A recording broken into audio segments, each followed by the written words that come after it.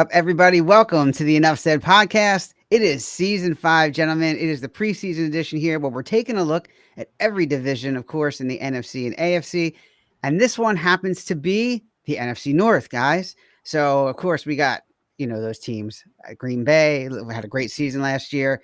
So, check us out. If you like our channel, subscribe to us here as always. And we're always live, of course, on YouTube and, of course, Instagram as well. Or you can email enoughsaidcrew@gmail.com. With that being said, Mike, take us into it, brother. All right, let's go ahead and get this thing started. So look, the Vikings, we're going to go with Minnesota first. And Kirk Cousins, has been in the Vikings forever, really was the prime name of the team, and he is gone. So how much of the Vikings going to miss Kirk Cousins? Sal, you go ahead. Kirk Cousins, we know what he is. Great during the regular season, not great during the playoffs. But you got Sam Darnold. However, he does have Aaron Jones. He does have Justin Jefferson. He does have Jordan Anderson. He does have TJ Hawkinson, who's out right now, but he will be back. You do have some players there. You have a supporting cast around you. Is it enough? Not with Sam Darnold. I just don't see it, Trey. I'm sorry. Will the offensive line hold up? No. Wait, what, you think you see ghosts? I don't know. Yeah. Because that's what's probably going to happen in Minnesota. With Kirk Cousins just going and getting that money, man. I mean, that's all he's doing. And, being one of the highest paid quarterbacks of nothing. But, man, this is going to be tough for Minnesota. It's a big empty seat right now with the quarterback position in Minnesota. So, Kirk Cousins is like, all right, peace. I got paid. I'm out. Now I'm getting paid for somebody else. But I don't know, man. It's Jermaine. I don't know, man. What do you think? Just like what Sal said, you got Aaron Jones. You got Justin Jefferson. You got Jordan Addison. You got TJ Hawkinson. But you know what? The X factor, Sam the damn Darnold. Okay? It's just, come on, man. Come on. I mean, Justin he's just going to implode when the ball's getting underthrown, overthrown, whatever. You know what I mean? Aaron Jones, can he stay healthy? Jordan Addison, he's got his off the field issues. I think he got caught drunk driving or something like that or whatever. So yeah. TJ Hawkinson, I mean, that's your your dominant tight end and all that stuff. But we're talking about Sam Darnold. I mean, talk about Darnold. Yeah, Sam the damn Darnold. That's what's going to Vikings are going to say. Damn. That's it. That's all I got. Hey, that's it. Yeah. I think with Sam Darnold, but here we go. McCarthy. So Sam Darnold's that bad, then I guess they're just gonna go ahead and start the rookie and get that thing going. Yeah, get it over. But Sam Darnold might be that candidate to be the next Geno Smith. That guy that we just kind of like, man, he ain't gonna ever get it, and then he finally gets it. I mean, they do have a good. I mean, they made the Pasternak into a pretty good quarterback. So they're not going to be winning the division anytime soon, but I think they could be competitive just because of some of the talent they got. And then, of course, Brian Flores, the defensive coordinator on that team, who turned a 28th ranked defense to 13th ranked defense last year. And now it's year 2 in their system.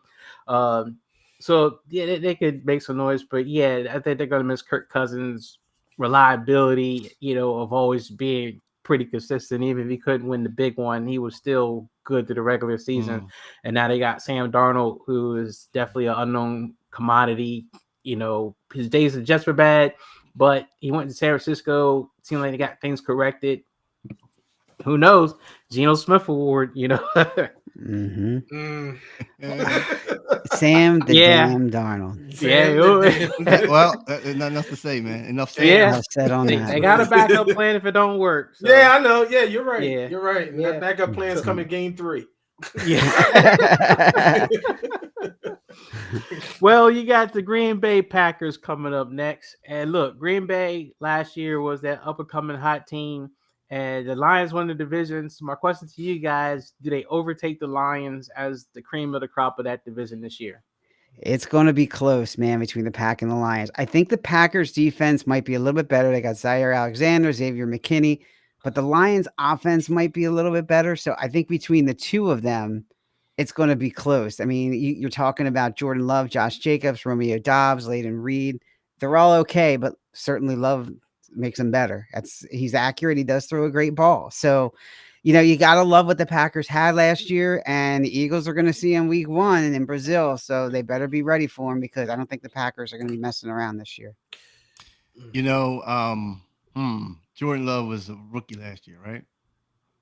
No, he had a This is couple his first years. year starting. Okay, Yeah. all right. Yeah, So first year starting. Yeah, first year starting. Okay, so in my mindset, this is the sophomore year to me, because yes, man, what he did last season and carried them through the playoffs and destroyed up in there, destroyed Dallas. To me, man, it's all on his shoulders, honestly. And with the Vikings, man, I'm sorry, not Vikings, excuse me, with the Detroit Lions, Matt Campbell, you got to stop gambling, man. Just stop it.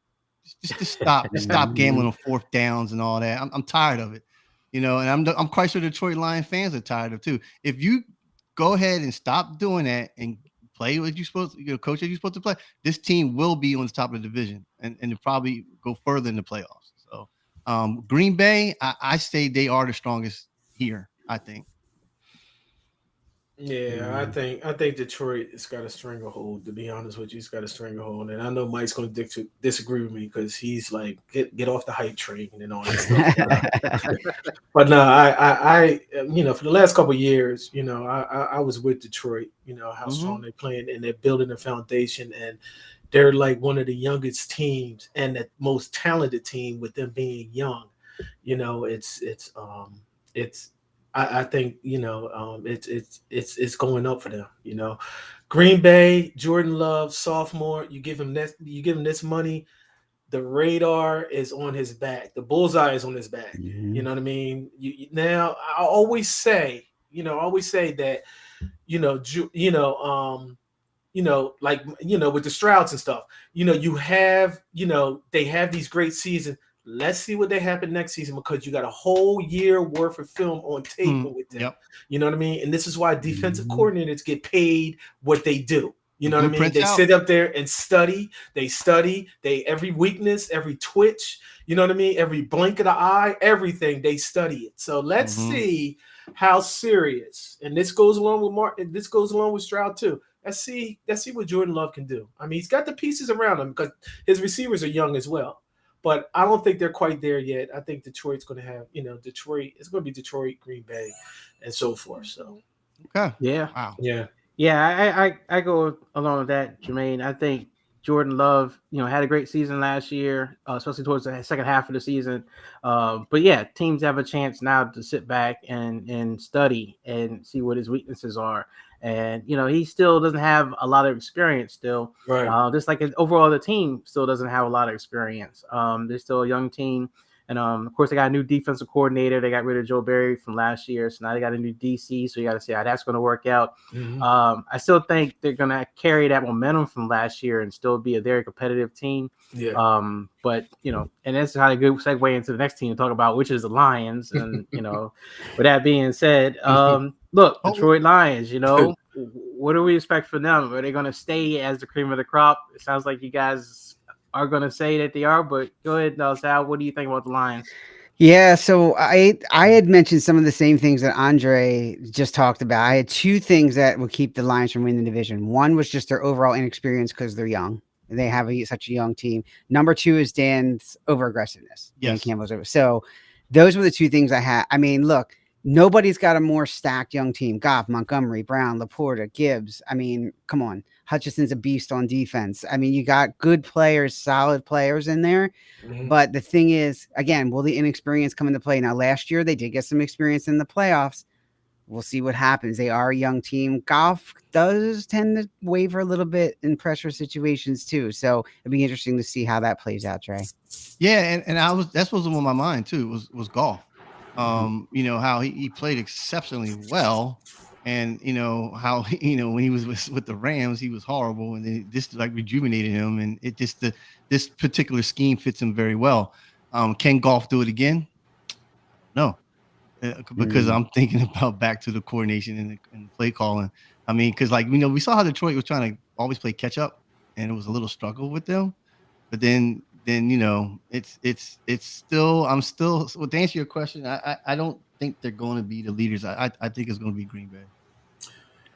Yeah, I'm still sticking with Detroit. You know, like I said, and like you said with golf and all this. So whoever thought that we'll be talking about golf and not Carson Wentz? You know what I mean? Because they went 1-2. You know, Carson Wentz went 1 and golf went 2. Whoever thought that we would be talking about this?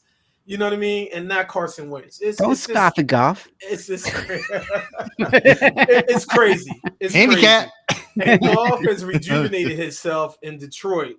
And he's just like Jalen Hurts. There's no excuse. I mean, you got all these weapons around here. There's no excuse to be sitting up here flopping and throwing costly interceptions, you know what I mean? And whatnot. So, but at the same time, you know, I was listening to what Dan Campbell was saying, and he said he is going to scale it back. He said, yeah, he admits that he was a little over aggressive and stuff. He is going to scale it back. And, you know, it was a learning experience, you know, from what I heard and all that stuff. So I believe, you know, Campbell, yeah, he's going to be still aggressive. I mean, because that's just who he is. He's a freaking monster. What is he, about 6'6", what, 300? I mean, 280 pounds, solid or whatever. But, you know, nevertheless, I think Detroit's going to, you know, take command of this division. They got good defense and they got you know, their offensive pieces, you know what I mean, are intact and all that stuff. So, yeah, I'm sticking with Detroit. Dan Campbell's going to be fine. Goff is going to be fine. So, yeah, I think Detroit is still going to run this division. I think it's going to be harder to do than last year, but I do think that they have a good core nucleus. Goff fits, and I think a lot of reason that Goff works is because they kept Ben Johnson as the offensive coordinator.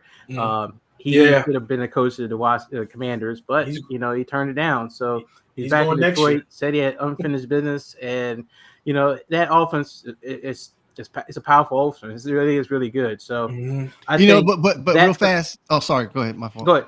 No. I Go was ahead. going to say I think it's going to carry the team. I think their defense is still going to be what could hold the team back as usual. You know, last year the defense still held the team back a little bit, but they got to the championship game. And then Goff has a ceiling as a quarterback, but you know, I still think they're going to be. I think they're going to be right back to where they were last year, again, back in the championship game, playing against somebody, and might actually get to the Super Bowl. I think they have a lot of talent. I think Detroit, real fast, Detroit's, you know, the schedule for this year for all the teams, all the division games are late. So Detroit playing Green Bay and all that, that's to me, it was going to show me if Detroit's for real. That's a good point. Yeah, we really won't know a lot about some of these teams until late in the season within the division, especially when you're comparing two teams. So, speaking of teams, let's go ahead and go to the Bears, Chicago, who, again, have another new quarterback. You know, I don't know how many quarterbacks they've had lately, but it's been quite a bit. So, this time they got what I guess the generational talent, as they say, you know, the phenom, whatever, Caleb Williams. So, did they get it right this time? Did they got the guy, or is it same old same with the Bears? No, he's too busy painting his nails. He's not. Oh my god! What happened? I missed this one. What happened, Sal? Caleb Williams paints his nails. He does. What color? Pink. and Jermaine, he has his cell phone. He's got the glitter, you know, diva stuff. Oh man, okay, yeah. Go ahead, Sal, because I got something for that. Go ahead. Yeah, I oh my goodness. Yeah, I don't know how this is going to work out. I will say though, if they do have weapons, obviously Swift, who I never thought the Eagles should have gotten rid of. They have DJ Moore and they have Keenan Allen, who's like 100, but he can still play. 101. But the 101. But the nail thing, I don't know, man. I don't see him being accurate consistently. I don't see him being able to break. Yeah, I mean, break it down a defense, let alone a nail. So it's, I don't know, Trey. I'm not sold on this one. Besides cosmetic, he's talented. I gotta give it to him. He's talented for what we saw. Well, is it the right thing? Did they get rid of Justin Fields? Was that the right decision to get rid of Justin Fields? I don't know, man. I want to see them coming out of it like, okay, this Caleb guy can do it, and Chicago is going to just play off with him. I don't know what else to say, really, honestly. Like, it's just a waiting game to see when the season starts and see what they do. And then if it does go south, they'll be like, oh, we should not got rid of Justin Fields, blah, blah. And if Justin Fields, we'll talk about later, but if he does well in Pittsburgh, oh my God. So, we'll see about Chicago this season. From what I heard with Justin Fields, I got a Chicago Bear fan at work, and basically saying that they did the right thing as far as because he can't read defenses. I mean, basically he's one shot and he's gone. You know what I mean? He's not reading the field. He doesn't know how to read the field and everything. And so they said it's a, it was a good choice to get rid of him and whatnot.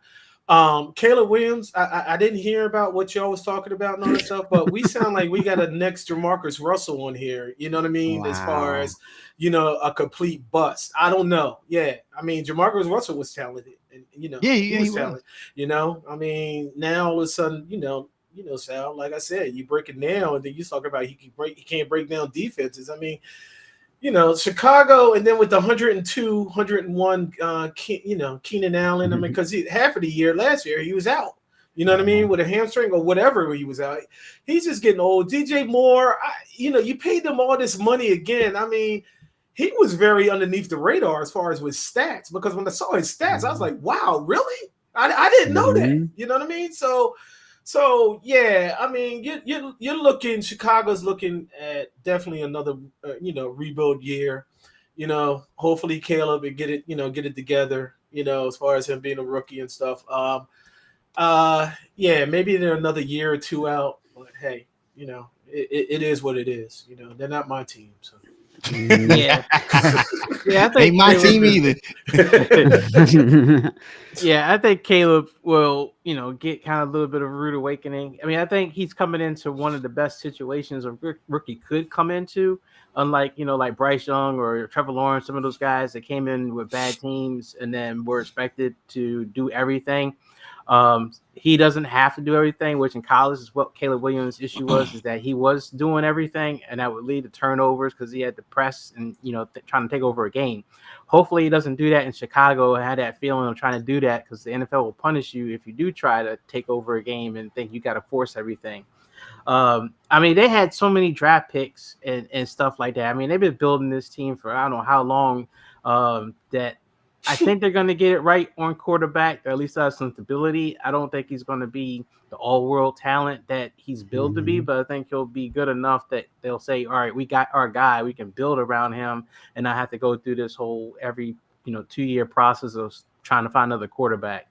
So, yeah, we'll see how he does. But, I don't know. The Danielle Payton thing, I guess it's a different generation for me. I can't do it. But then the phone, you talking about the phone cover and all that stuff. I mean, are we going to be seeing the next Ricky Williams, coming up and he's, dressing up as a bride?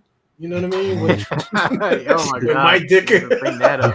Oh my God! Wow. Yeah, everybody's like, "What in the world is going on here?" I remember that. Man. But all right. Well, that's the NFC North. Sal, you want to close this thing out? Yeah, I think nail polish and phones is a good way to close this thing out. And again, everybody, thanks for watching. As always, this is the NFC North. If you like what you see, subscribe to our YouTube channel. You can also find us at all the major networks, Facebook and all that as well, at Enough Said Crew. And if you'd like to reach out to us, enoughsaidcrew@gmail.com. Enjoy the games, guys, as always, and we'll see you next time. Peace. All right, y'all. Peace out.